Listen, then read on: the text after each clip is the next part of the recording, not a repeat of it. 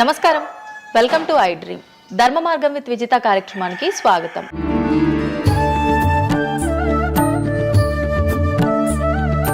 ప్రస్తుతం మనతో పాటు ఉన్నారు ప్రముఖ జ్యోతిష్యులు వేణుస్వామి గారు. ఇప్పుడు వారితో మాట్లాడి మరిన్ని విషయాలు తెలుసుకుందాం. ముఖ్యంగా మనకెన్నో సందేహాలు ఉంటూ ఉంటాయి, వాటి గురించి అడిగి తెలుసుకునే ప్రయత్నం చేద్దాం. నమస్కారం అండి. నమస్తే తల్లి. ఓం నమో వెంకటేశాయ. వెంకటాద్రి సంస్థానం బ్రహ్మాండే నాసికించిన వెంకటేశ సమోదేవో నా భూతో నా భవిష్యతి. ఇప్పటి వరకు కూడా రకరకాల విపత్తులు అయితే మనం చూసాం. గత ఉగాది మన కొత్త సంవత్సరం నుంచి కూడా ఇప్పటి వరకు చాలా విపత్తులు చూసినాం. అంటే పంచభూతాల్లో ఒక్కొక్కటి ఒక్కొక్క ప్రళయంగా, అగ్ని ద్వారా కావచ్చు, గాలి ద్వారా కావచ్చు, రకరకాలుగా.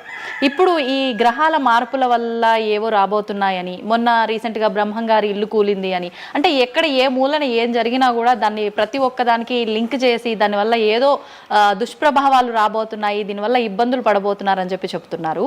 మరి ఈ 2026 మనమైతే ఉగాది నుంచి చూసుకుంటాం, కానీ ఆంగ్ల నూతన సంవత్సరం రాబోతోంది. దీని ద్వారా మనకు ఉగాది వరకు ఈ మధ్య కాలంలో ఎలా ఉండబోతోంది, గ్రహాలు రాశుల పరంగా చూసుకుంటే, పంచభూతాల పరంగా చూసుకుంటే, తర్వాత మనకి సంవత్సరం మారిన తర్వాత ఎలా ఉండబోతోంది. 20 నిమిషాలు ఆడుకుందామనే ప్రయత్నం చేసిన నీకు ఇప్పుడు చిన్న ఫినిషింగ్ టచ్ ఇస్తా. అసలు నువ్వు జనవరి 1కు ముందు నా దగ్గరికి ఇంటర్వ్యూకి ఎందుకు వచ్చినావు? ఎందుకు రావు? ఉగాది కదా నువ్వు రావాలి. ఉగాదిది సపరేట్, అప్పుడు కొత్త పంచాంగం దృష్ట్యా ఇది సపరేట్. క్వశ్చన్ లేదు. ఎందుకని? తప్పు. దీనికి ఆన్సర్ చెప్పినాకనే ముందరకు పోవాలి మనం. ఉగాది 2026 మార్చి 19 నాడు శ్రీ పరాభవన సంవత్సరం వస్తుంది. దానికి కదా మనం పంచాంగం తీసుకోవాలి. నేను ఎందుకు ముందుగా వచ్చానంటే నేను దానికి ఆన్సర్ చెప్తా. మీరు ఎట్లాగో బిజీ పూజల్లో, మళ్ళీ నాకు అవకాశం దొరుకుతుందో లేదో తెలియదు. కాదు కాంపిటీషన్ జీవితములో నిన్ను నువ్వు నిలబెట్టుకోవడానికి కొత్తదనాన్ని ఎంచుకొని నిన్ను నమ్ముకున్నటువంటి ఓనర్కు నీ పూర్తి కర్త కర్మ క్రియ నీ రిజల్ట్ను ఇవ్వడానికి నువ్వు చేస్తున్నటువంటి ఒక ప్రయత్నం, నిన్ను నువ్వు జనాల్లో కొత్తగా ప్రొజెక్ట్ చేసుకోవడానికి చేస్తున్నటువంటి ప్రయత్నం. అదే ప్రయత్నం వేణుస్వామి చేసిండు కామాఖ్య విషయం. అమ్మా ఇట్లొచ్చారా? అర్థమైందా?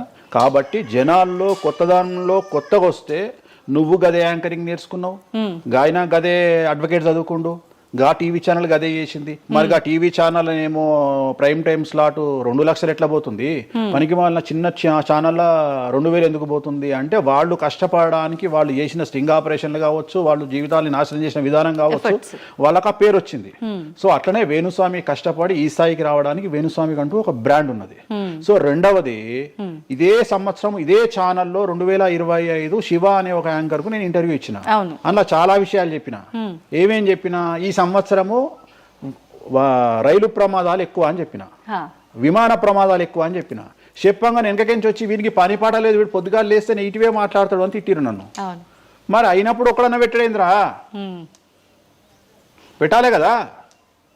ఎందుకు పెట్టారు అంటే చివరికి జ్యోతిష్యం చెప్పుకునే స్వేచ్ఛ కూడా మా బొందకు లేకుండా చేసిరు. జ్యోతిష్యంలో అరే ఇప్పుడు నా సొంత కవిత్వం కాదు, ఎవరిని అడిగినా చెప్తారు. ఈ సంవత్సరం గురువు అధిపతి కమాండర్ కేతువు అన్ని క్లియర్గా ఉన్నాయి. కేతువు అంటే మోక్షకారకుడు, భక్తికారకుడు.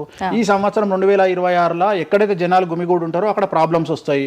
అది రేపు జరగబోయేటువంటి పుష్కరాలు కావచ్చు, రేపు జరగబోయే సమ్మక్క సారక్క పండగ కావచ్చు, లేకపోతే దేవాలయాల్లో ముక్కోటి ఏకాదశి కావచ్చు, ఎక్కడైతే భక్తి భావం ఉంటుందో అక్కడ చాలా పెద్ద పెను ప్రమాదాలు, సంచలనాలు జరుగుతాయని శాస్త్రం చెప్తుంది.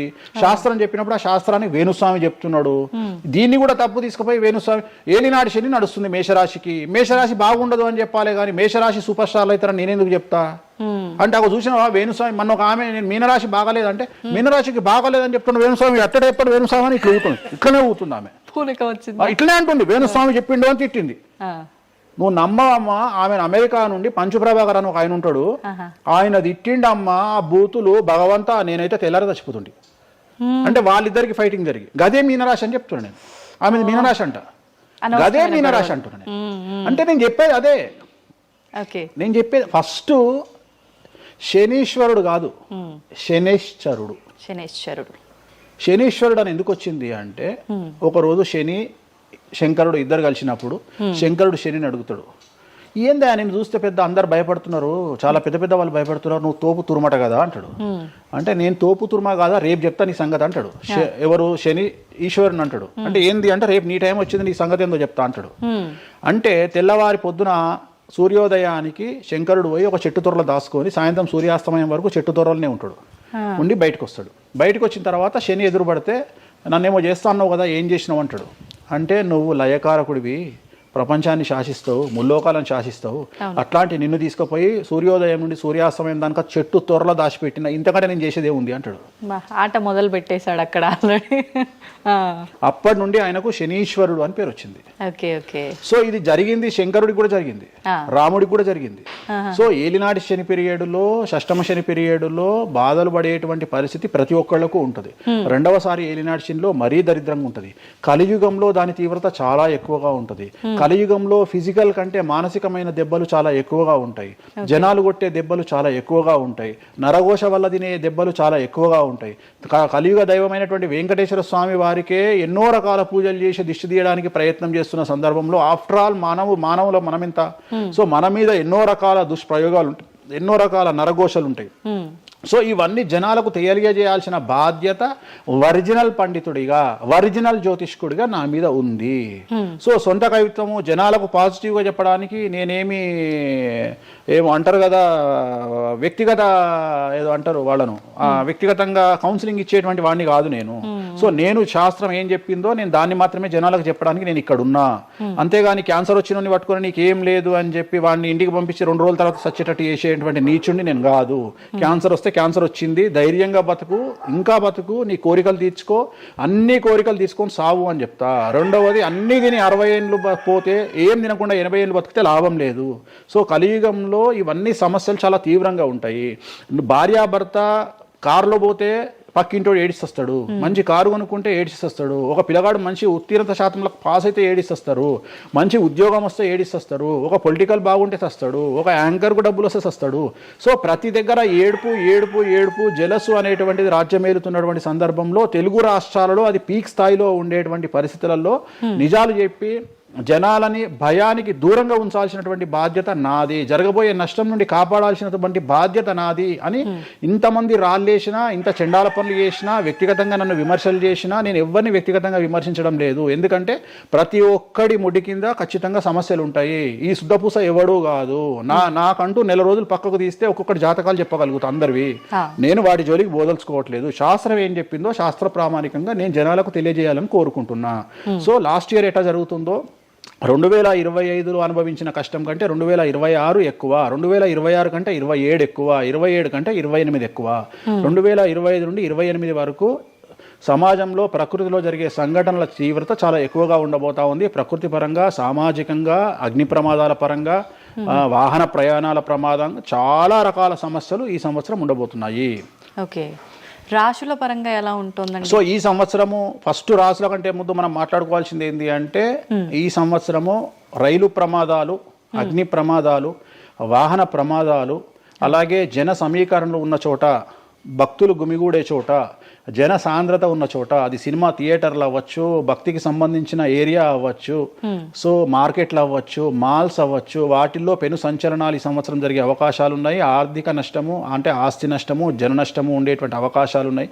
కాబట్టి జనాలకు చెప్పే విషయం ఏంటంటే, భక్తి పేరుతో జనాలు లేనటువంటి ప్లేస్కి వెళ్ళండి. ముక్కోటి ఉంది, ఖాళీగా ఉన్న వెంకటేశ్వర గుడికి వెళ్ళండి. హ్యాపీగా ఆ దేవుడికి డబ్బులు ఇచ్చిన వాళ్ళు అవుతారు, పంతులకు డబ్బులు ఇచ్చిన వాళ్ళు అవుతారు, గుడికి 4 రూపాయలు ఇచ్చిన వాళ్ళు అవుతారు. అట్లనే జనాలు లేనటువంటి ప్లేసుల్లో పుష్కరాలకు వెళ్ళండి ఈ సంవత్సరము. సో జన సాంద్రత ఉన్నటువంటి ప్రదేశాలను ఈ సంవత్సరం అవాయిడ్ చేయడానికి ప్రయత్నం చేయండి.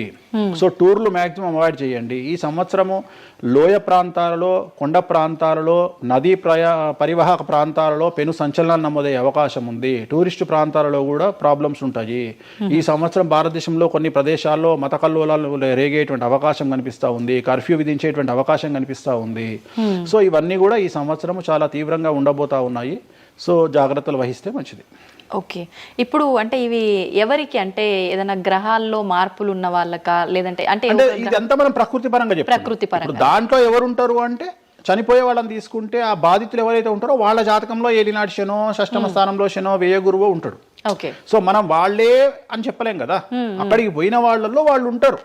ఎవడైతే నష్టజాతకుడు ఉంటాడో వాడికి ఆ ఇన్సిడెంట్ జరుగుతుంది. సో ఇది ఓవరాల్ గా సంవత్సర ప్రిడిక్షన్ అంటారు. సో రాబోతున్నటువంటి సంవత్సరం పేరు కూడా చాలా చాలా చాలా కాంట్రవర్షియల్ నేమ్, పరాభవనామ సంవత్సరము. పరాభవము అంటే ఓటమి, అవమానముతో కూడిన ఓటమి అని అర్థం. పరాభవము. దుర్యోధనుడికి మయసభలో జరిగినది పరాభవము. సో అలాంటి పరాభవము ఎవరికి జరుగుతుంది అంటే ఎవరి జాతకంలోనైతే ఏలినాటి శని ఉందో, 6వ స్థానంలో శని ఉన్నాడో, 8వ స్థానంలో శని ఉన్నాడో, 12వ స్థానంలో గురువు ఉన్నాడో వాళ్లకు ఈ సంవత్సరం సంచలనాలు ఉండబోతా ఉన్నాయి. అది మేషరాశి కావచ్చు, మీనరాశి కావచ్చు, సింహరాశి కావచ్చు. సో ఇలాంటి వారికి ఈ సంవత్సరం పెను సంచలనాలు ఉండేటువంటి అవకాశాలు ప్రస్ఫుటంగా కనిపిస్తూ ఉన్నాయి. సో ఇది ఓవరాల్గా సంవత్సర ఫలితము. ఇక 12 రాశులకు సంబంధించి ముందుగా మేషరాశి కనుక తీసుకున్నట్లయితే మేషరాశికి ఈ సంవత్సరము ఏలినాటి శని నడుస్తూ ఉంది. సో ఏలినాటి శని ఒక పక్క గురువు బాగాలేడు, ఒక పక్క రాహు బాగాలేడు, ఒక పక్క కేతు బాగాలేడు. సో ఇలాంటి సందర్భంలో పెను సంచలనాలకు కారణభూతమయ్యేటువంటి అవకాశం ఉంది. సో విద్యార్థులకు ఉత్తీర్ణత శాతం తగ్గుతుంది, కోరుకున్న ప్లేస్మెంట్స్ రావు, వీసా రిజెక్ట్ అయ్యే అవకాశం ఉంది. ఉద్యోగస్తులకు పై అధికారుల వల్ల సమస్యలు ఉంటాయి, ప్రమోషన్లు ఆగిపోతాయి. సో బదిలీలు చాలా దూరంగా బదిలీలు అయ్యే అవకాశం కనిపిస్తూ ఉంది. రాజకీయ నాయకులకు ఫెయిల్యూర్స్ కనిపిస్తూ ఉన్నాయి, ఉన్న పదవులు కోల్పోయే అవకాశం కనిపిస్తుంది, ఎన్నికలలో ఓటమి కనిపిస్తూ ఉంది. రైతులకు మొదటి పంట కంటే రెండవ పంట బాగుండే అవకాశం ఉంది. కళాకారులకు క్రీడాకారులకు అవకాశాలు తగ్గిపోయి ఆదాయం తగ్గిపోయే అవకాశం ఉంది.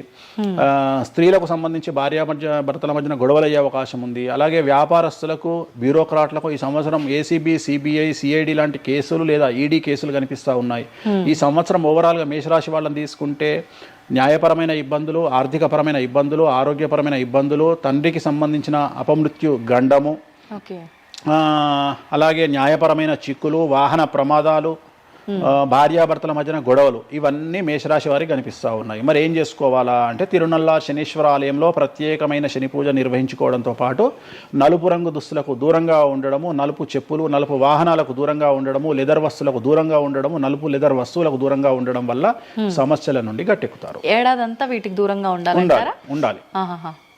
మరి తర్వాత నెక్స్ట్ వృషభ రాశి. సో వృషభ రాశి వారికి ఈ సంవత్సరం 100కు ఇంచుమించుగా 75% అనుకూలంగా ఉంది. రాహువు, కేతువు, గురువు, శని అనుకూలత కనిపిస్తూ ఉంది. చాలా బాగుండబోతా ఉంది. ఈ సంవత్సరం మే నుండి విపరీతమైన రాజయోగం పట్టబోతా ఉంది. చాలా అనుకూలంగా ఉంది. విద్యార్థులకు ఉత్తీర్ణత శాతం ఉంటుంది. స్త్రీలకు అనుకూలమైన ఫలితాలు ఉంటాయి. స్త్రీలకు మీ ఇంట్లో కమాండింగ్ అంతా మీదే ఉంటుంది. రాజకీయ నాయకులకు ఎన్నికలలో విజయాలు సాధిస్తారు. డబ్బులు ఎక్కువ ఖర్చైనా విజయాలు సాధిస్తారు. అలాగే రైతులకు 2 పంటల దిగుబడి, రాబడి బాగుంటుంది. విద్యార్థులకు కోరుకున్న ప్రదేశాల్లో సీట్లు వస్తాయి. ఉత్తీర్ణత శాతం పెరుగుతుంది. అవివాహితులకు వివాహ యోగ సూచనలు కనిపిస్తున్నాయి. సంతానం లేని వారికి సంతాన యోగం కనిపిస్తూ ఉంది. వ్యాపారస్తులకు, అన్ని రంగాల వ్యాపారస్తులకు అనుకూలమైన ఫలితాలు ఉండబోతా ఉన్నాయి. క్రీడాకారులకు, కళాకారులకు అవకాశాలు, ఆదాయము పెరుగుతాయి. ఓవరాల్గా ఈ సంవత్సరం పూర్తి స్థాయిలో మీకు ఎటువంటి సమస్యలు కనిపించడం లేదు. చాలా బాగుంది కాబట్టి మీకు ఎటువంటి రెమెడీస్ అవసరం లేదు. వీలైతే సోమవారం నాడు శివాలయంలో రుద్రాభిషేకాన్ని నిర్వహించుకోండి. సో నెక్స్ట్ మిథున రాశి. ఈ సంవత్సరం ఏదైనా రాశి 100కు 110% అనుకూలంగా ఉంది అంటే మిథున రాశి. సో గురువు, రాహువు, కేతువు అన్ని గ్రహాలు అనుకూలంగా ఉన్నాయి. పట్టిందల్లా బంగారంగా ఉంటుంది. గురువు అతిచారం వల్ల మీ జాతకం చాలా బాగుండబోతా ఉంది. గత 10 సంవత్సరాల నుండి మీరు పడుతున్నటువంటి కష్టాలన్నీ తొలగిపోయే అవకాశాలు కనిపిస్తూ ఉన్నాయి. సో కొత్త స్పీడ్తో ముందుకు వెళ్ళండి. కొత్త ఆలోచనలు చేయండి. ఎంత గొప్పగా జీవితంలో ముందుకెళ్లాలో ప్లాన్ చేయండి. చాలా గొప్పగా ఆలోచించండి. చిన్నగా ఆలోచన చేయకండి. గురువు విపరీత రాజయోగాన్ని ఇవ్వబోతా ఉన్నాడు. దైవబలం మీకు అనుకూలంగా ఉంది. గురుబలం మీకు అనుకూలంగా ఉంది. శనిబలం మీకు అనుకూలంగా ఉంది. కాబట్టి కొత్త వ్యాపారాలు ప్రారంభించండి. విపరీతమైనటువంటి చాలా గొప్పగా కలలు కనండి. ఆ కళలను సాకారం చేసుకునే దిశగా ప్రయాణం చేయండి. విద్యార్థులకు అనుకూలంగా ఉంది. ఉద్యోగస్తులకు అనుకూలంగా ఉంది. వ్యాపారస్తులకు అనుకూలంగా ఉంది. రైతులకు 2 పంటలు అనుకూలంగా ఉంది. సో ప్రతి వాళ్ళు చెరువులు, తర్వాత చేపల చెరువులు, రొయ్యల చెరువులు పండించే వాళ్ళకు అనుకూలంగా ఉంది. పౌల్ట్రీ ఫామ్ వాళ్ళకు అనుకూలంగా ఉంది. రాజకీయ రంగం వారికి అనుకూలంగా ప్రజల్లో మంచి మార్పులు కనిపిస్తూ ఉన్నాయి. స్త్రీలకు మీదే కమాండింగ్గా ఉంటుంది. కుటుంబంలో మీరు ఏం చెప్తే అది జరిగేటువంటి అవకాశాలు కనిపిస్తూ ఉన్నాయి. సో మిథున రాశి వారికి పూర్తి స్థాయిలో అనుకూలంగా ఉంది. ఎటువంటి రెమెడీస్, ఎటువంటి పూజలు అవసరం లేదు. అద్భుతం అయితే వీళ్ళది. నెక్స్ట్ కర్కాటక రాశి. సో నెక్స్ట్ కర్కాటక రాశి. సో కర్కాటక రాశి వారికి కూడా ఇంచుమించు 90% అనుకూలంగా ఉంది. కాకపోతే ఇక్కడ ఉన్న సమస్య ఏంటంటే మే వరకు 2026 మే వరకు కొద్దిగా వీళ్ళకు గురువు 12వ ఇంట్లో ఉన్నాడు కాబట్టి కాళ్ళు చేతులు విరిగే అవకాశం ఉంది. దెబ్బలు తగిలించుకునే అవకాశం కనిపిస్తూ ఉంది. జాగ్రత్తగా ఉండండి. సాధ్యమైనంత వరకు లెమన్ ఎల్లో కలర్ దుస్తులు ధరించే ప్రయత్నం చేయండి. చాలా అనుకూలంగా ఉండబోతా ఉంది. రాజకీయ రంగంలో ఉండే వాళ్లకు విపరీతమైనటువంటి విజయాలు సిద్ధిస్తాయి. జనాల్లో అనుకూలమైన వాతావరణం ఉంటుంది. వ్యాపారస్తులకు విశేషించి అనుకూలంగా ఉంటుంది. విద్యార్థులకు అనుకూలంగా ఉంటుంది. అలాగే రైతులకు అనుకూలంగా ఉంటుంది, కళాకారులకు క్రీడాకారులకు మరీ అనుకూలంగా ఉంటుంది. కాకపోతే ఓవరాల్గా కర్కాటక రాశి వారికి ఈ సంవత్సరం కొద్దిగా శత్రువుల యొక్క బెడద ఒక 10% కనిపిస్తూ ఉంది. కానీ శత్రువులను పట్టించుకోకండి. శని బలం వల్ల వాళ్ళు ఎంత ప్రయత్నాలు చేసినా, రాహు బలం వల్ల వాళ్ళు ఎంత ప్రయత్నాలు చేసినా మిమ్మల్ని ఎవరు ఏమీ చేయలేరు. సో మీరు చేయాల్సింది ప్రతి గురువారం నాడు లెమన్ ఎల్లో దుస్తులు ధరించే ప్రయత్నం చేయండి. అలాగే శ్రీకాళహస్తిలో గురు దక్షిణామూర్తి వద్ద గురువారం నాడు గురుహోరలో గురువుకు అంటే దక్షిణామూర్తికి అష్టోత్తర పూజ చేయించుకోండి. అలాగే పసుపు రంగు పువ్వు ఏదైనా ఉంటే అక్కడ నుండి తెచ్చుకొని ఇంట్లో పెట్టుకోండి. మీకు అనుకూలమైన ఫలితాలు ఉంటాయి. అంటే శని వీళ్ళకి ఫేవర్గా ఉన్నాడు అంటే శని వీళ్ళకి చాలా ఫేవర్గా ఉన్నాడు, రాహు ఫేవర్గా ఉన్నాడు, కేతు ఫేవర్గా ఉన్నాడు, మే నుండి గురువు కూడా ఫేవర్గా ఉంటాడు. అది ఉన్న చిన్న చిన్న ఇబ్బందులకు కూడా ఏమైనా దానాలు అలాంటివి అదే మనం చెప్పిన ఎందుకు గురువు లెమన్ ఎల్లో కలర్ గురువుకు దక్షిణామూర్తి సరిపోతుంది, ఇంకా అవసరం లేదు, దానాలు అవసరం లేదు. మరి తదుపరి రాశి సో నెక్స్ట్ సింహరాశికి ఈ సంవత్సరం అష్టమ శని నడుస్తూ ఉంది. గురువు వ్యతిరేకమైన ఫలితాలు, రాహు కేతువు చాలా నెగిటివ్గా ఉన్నారు.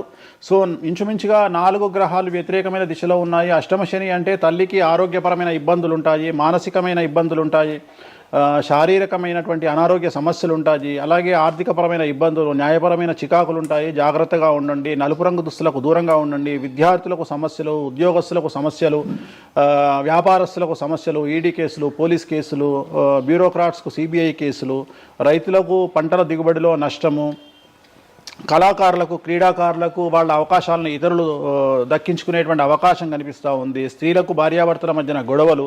సో ఓవరాల్గా సింహరాశి వారికి ఏ రంగంలో వారైనా సమస్యలు కనిపిస్తూ ఉన్నాయి. అష్టమ శని ప్రభావం కనిపిస్తూ ఉంది. కాబట్టి నలుపు రంగు దుస్తులకు దూరంగా ఉండండి. తిరునల్లార్ శనీశ్వర ఆలయంలో ప్రత్యేకమైన శని పూజను నిర్వహించుకోవడం ద్వారా సమస్యల నుండి గట్టెక్కుతారు. ఓకే. సో నెక్స్ట్ కన్యారాశి.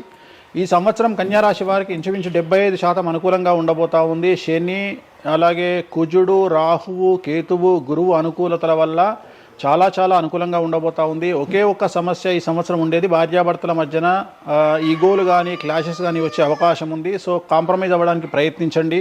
భార్య దగ్గర భర్త దగ్గర భార్య కాంప్రమైజ్ అవ్వండి. ఈగోలకు పోవద్దు, జెలస్లకు పోవద్దు. ఆర్థికపరమైన అంశాల్లో జాగ్రత్తగా ఉండండి.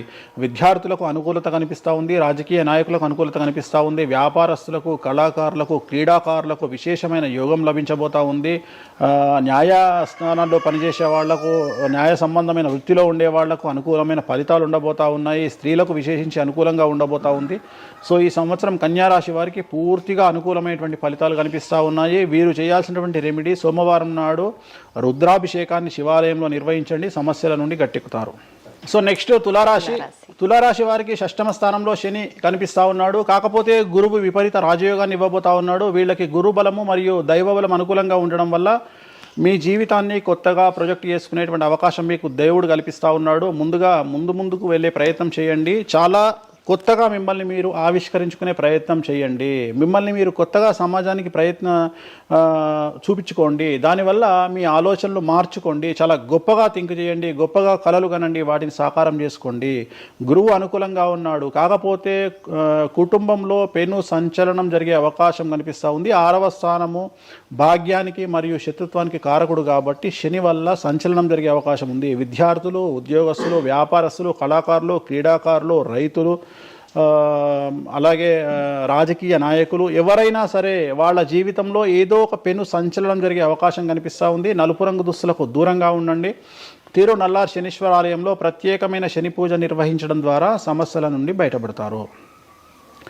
నెక్స్ట్ వృశ్చిక రాశి వారికి అర్ధాష్టమ శని వెళ్ళిపోయింది. శని, గురువులు అనుకూలంగా ఉన్నారు. రాహు, కేతువులు అనుకూలంగా ఉన్నారు. కళాకారులు, క్రీడాకారులు, ఉద్యోగస్తులు, విద్యార్థులు, వ్యాపారస్తులు, రైతులు, రాజకీయ నాయకులు, స్త్రీలు, అన్ని రంగాల వారికి పూర్తిగా 100కి 100% అనుకూలంగా ఉన్నటువంటి రాశి వృశ్చిక రాశి. పూర్తి స్థాయిలో విశాఖ 4, అనురాధ 1, 2, 3, 4, జ్యేష్ఠ 1, 2, 3, 4, 9 పాదాల వారికి విశేషించి రాజయోగంగా భావించాల్సి ఉంటుంది. మే వరకు విపరీత రాజయోగం కనిపిస్తూ ఉంది. మే తదుపరి కూడా అనుకూలమైన ఫలితాలను పొందుతారు. కాబట్టి వీరికి ఎటువంటి రెమెడీసు, ఎటువంటి పూజలు అవసరం లేదు. చాలా గొప్పగా కలలు కనండి. మీకున్నటువంటి కళలను సాకారం చేసుకోండి. మీకు ఎటువంటి రెమెడీస్ కూడా అవసరం లేదు.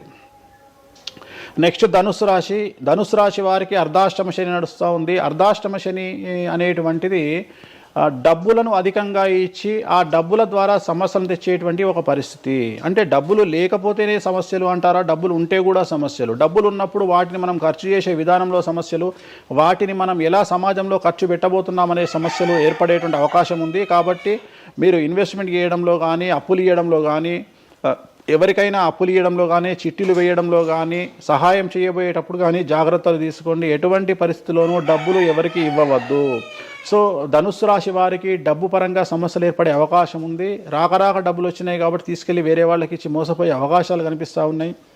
ఈ ఒక్క విషయంలో ధనుసు రాశి వాళ్ళు జాగ్రత్తలు తీసుకుంటే విద్యార్థులకు, ఉద్యోగస్తులకు, కళాకారులకు, క్రీడాకారులకు, రాజకీయ నాయకులకు, స్త్రీలకు, వ్యాపారస్తులకు, రైతులకు, అన్ని రంగాల వారికి ఈ సంవత్సరం అనుకూలంగా ఉంటుంది. ఓన్లీ మీరు చేయాల్సిన రెమెడీ నలుపు రంగు దుస్తులకు దూరంగా ఉండండి. తిరునల్లార్ శనీశ్వర ఆలయంలో ప్రత్యేకమైన శని పూజ నిర్వహించడం ద్వారా సమస్యల నుండి గట్టెక్కుతారు. నెక్స్ట్ మకర రాశి వారికి ఈ సంవత్సరం చాలా అనుకూలంగా ఉంది. ఈ సంవత్సరం అండర్లైన్ చేయాల్సిన విషయం ఏమిటంటే మకర రాశి వారికి భార్యాభర్తల మధ్యన గ్యాప్ ఏర్పడేటువంటి అవకాశం ఉంది. గొడవలు వచ్చే అవకాశం ఉంది. ఈగోస్ వల్ల కానీ వేటి వల్ల అయినా సమస్యలు వచ్చే అవకాశం ఉంది. అది కాకుండా విద్యార్థులకు అనుకూలతలు ఉంటాయి, ఉద్యోగస్తులకు అనుకూలతలు ఉంటాయి, రైతులకు 2 పంటల దిగుబడి రాబడి ఉంటుంది. అలాగే రాజకీయ నాయకులకు సమాజంలో మంచి పేరు ప్రఖ్యాతులతో పాటు పదవులు సిద్ధిస్తాయి.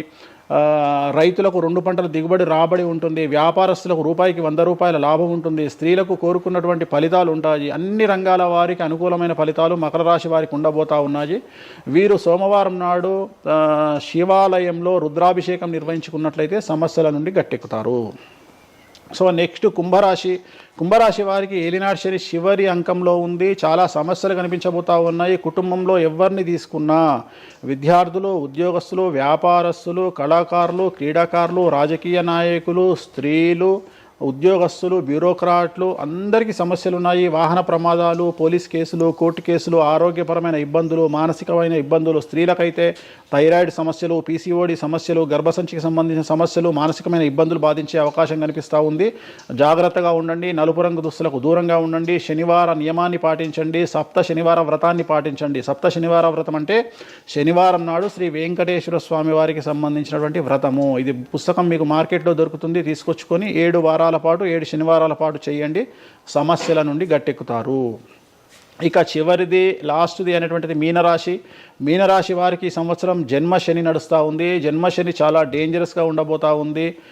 ఏ రంగంలో ఉండే వారికైనా ఈ సంవత్సరం సమస్యలు తప్పవు. ఆర్థికంగా, సామాజికంగా, న్యాయపరంగా, ఆరోగ్యపరంగా, వాహన ప్రమాదాలు అవ్వచ్చు, ఆర్థికపరమైన నష్టాలు అవ్వచ్చు, పోలీస్ కేసులు అవ్వచ్చు, ఇంట్లో తల్లిదండ్రులు ఒకళ్లకు ప్రాణగండాలు అవ్వచ్చు, భార్యాభర్తల మధ్యన గొడవలు అవ్వచ్చు. మరీ ముఖ్యంగా ఈ సంవత్సరం మీనరాశి జాతకులు ఉండేటువంటి ఇళ్లలో మగవాళ్లకు సంపాదన లేకుండా ఖాళీగా ఉండడం వల్ల ఆడవాళ్లు మాత్రమే సంపాదించి, ఆడవాళ్ల ఉద్యోగంతో డబ్బులు సంపాదించి, ఆడవాళ్ల అంటే భార్యల మీదనో, ఆడవాళ్ల కూతుళ్ళ మీదనో, తల్లి మీదనో బ్రతికేటువంటి పరిస్థితి మగవాళ్లకు ఉండే అవకాశం ఉంది. కాబట్టి ఈగోలను చంపుకోండి.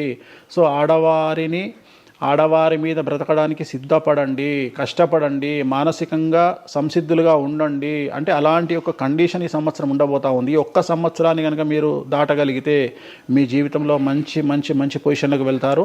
సో నలుపు రంగు దుస్తులకు దూరంగా ఉండండి. రాత్రిపూట ప్రయాణాలు చేయకండి. వాహన ప్రమాదాలు జరిగే అవకాశం కనిపిస్తూ ఉంది. జన సమూహం ఉన్నటువంటి ప్రాంతాలకు వెళ్ళకండి. సో జాగ్రత్తలు తీసుకోండి. నలుపు రంగు దుస్తులకు దూరంగా ఉండండి. తిరునల్లార్ శనీశ్వర ఆలయంలో ప్రత్యేకమైన శని పూజ నిర్వహించడం ద్వారా సమస్యల నుండి బయటపడతారు. ఇప్పుడు ఈ రాశి ఫలాల్ని ఈ మధ్యకాలంలో చాలా మంది ఫాలో అవుతున్నారండి. ఇది అక్షరం అంటే పేరులో మొదటి అక్షరాన్ని బట్టి ఫాలో అవ్వాలా, లేదంటే డేట్ ఆఫ్ బర్త్ బట్టి వచ్చే రాశిని ఫాలో అవ్వాలా? ఇది పేరులో దాని సంబంధం లేదు. డేట్ ఆఫ్ బర్త్ ప్రకారం చూసుకోవాలి. రెండోది ఇది గోచారం, గ్రహచారం వేరు, గోచారం వేరు. ఇది జస్ట్ గోచారం ప్రకారం ఎలాగైతే మనము సౌరమానం ప్రకారము మనం చూసుకుంటామో అలా ఇది ఓన్లీ చాంద్రమానం ప్రకారము మీ నక్షత్రం ప్రకారం చూసుకోవాల్సిందే. మళ్ళీ వ్యక్తిగతమైన జాతకం వేరు. అంటే ఒక 3-4 రాశులు మినహాయించి అన్ని రాశుల వారికి కొంచెం ఇబ్బందికర పరిస్థితులే ఉన్నాయి. దానికి మీరు చెప్పిన రెమెడీస్ చేసుకుంటే సరిపోతుంది. ధన్యవాదాలండి, చాలా చక్కగా వివరించారు. ఓం నమో వెంకటేశాయ.